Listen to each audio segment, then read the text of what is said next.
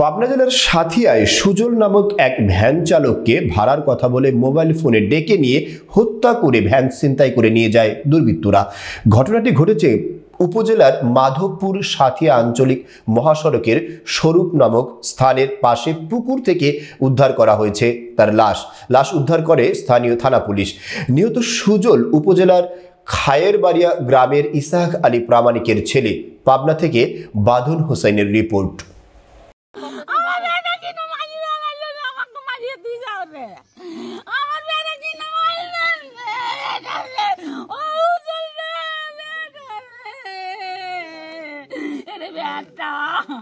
মুখে শুনলাম, শোনার পরে আসি লাশ দেখলাম। প্রথমে বাড়ি থেকে একজন বললো যে সরব এক পুকুরে লাশ পড়ে আছে। আসিয়ে দেখলাম শুধু পা দেখা গেল। লাশের বাড়ি খয়েরবাড়িয়া। ওনা আসে পরে পুলিশ উদ্ধার করলো। দেখলাম উনি ভ্যান চালক, অটো ভ্যান চালায় না। গলায় ফাঁস দেওয়ার মতন দেখা গেল। দুই পাশে সামান্য কাটা আছে, দুই সাইডে। না না না, এমনি গলায় ফাঁস দেওয়া, চিকন রশি কি মাবলাল এরকম কিছু দিয়ে। আমি বাড়ি থেকে এখানে শুনতে পারলাম যে ওখানে একটা লাশ পড়ে আছে।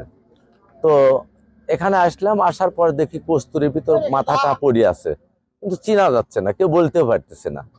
তো এই মতো অবস্থায় আমি ওসি সাহেবকে রিং দিই। ওসি সাহেব আসার পর ওসি সাহেবও দেখলো, দেখার পর লাশটা উঠানোর পরে শনাক্ত হলো যে ওনার বাড়ি হচ্ছে খড়িবাড়ি, উনি থাকে জোরগাছায়, এইটুকুই আর কি। উনি নাকি ভ্যান চালাইতো, অটো ভ্যান চালাইতো। হ্যাঁ, অটো ভ্যান চালাইতো। এই অটো ভ্যানকে কেন্দ্র করে এখন ঘটনা কি এটা বলতে পারবো না আর কি। এই বিষয়টা সকালে লাশ এখানে একজন দেখতে পারে, আমাকে ফোন দেয়। আমার ওয়ার্ডের এই ওয়ার্ডের আমি ইউপি সদস্য। ও আমাকে ফোন দেওয়ার পরে তখন আমি ঘুমাইছিলাম। তখন আমি থানাতে ইনফর্ম করি। থানাতে ইনফর্ম করার পরে আমি কিছুক্ষণ পরে এখানে আসি দেখলাম যে লাশ উঠাচ্ছে পুলিশ এসে। তো এটির সূত্রপাতে নাকি শুনলাম যে ওনাকে নাকি ভ্যান চালক, সে ভ্যানে ভাড়ার কথা বলে তাকে ডাকে নিয়ে আইছে। আমি এতটুকু জানি, আসি এতটুকু দেখলাম, এই তো আর কি। আমার মামা গাড়ি চালায় প্রতিদিন, ভাড়া মারে।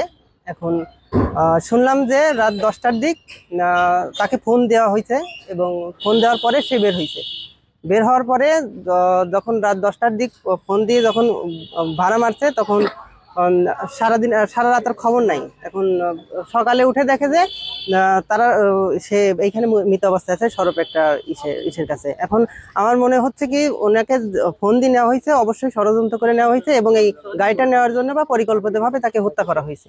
এটা আমরা সুষ্ঠু বিচার চাই, এবং সুষ্ঠু পরিকল্পনা, এই যেহেতু যারা পরিকল্পনা করে মারছে, এটার আমরা তদন্ত করে একটা সুষ্ঠু বিচার চাই আমরা। এটা এই অল্প কিছুদিন আগে আমার ভাই ভ্যান কিনেছে, ভ্যান চালায়।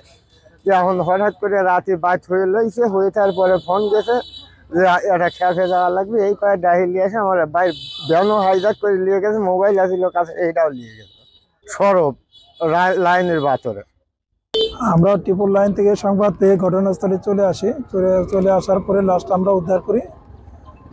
এখনো ওরকম কোনো কিছু মনে হচ্ছে না, আমরা তদন্ত করে পরে বলতে পারবো। আমরা শুনেছি এটা যে ভ্যান চালকের লাশ, তা আসলে এই বিষয়টা কি আসলে সত্য কিনা? আমরা তার বাড়িতে যাচ্ছি, বাড়িতে গিয়ে আমরা সে আসলে ভ্যান চালক কিনা সেটাও দেখবো, এবং তার ভ্যানটা কি চুরি বা চিন্তা হয়েছে কিনা সেটাও আমরা জানার চেষ্টা করবো। আমরা তাদের বাড়িতে এখনই যাবো।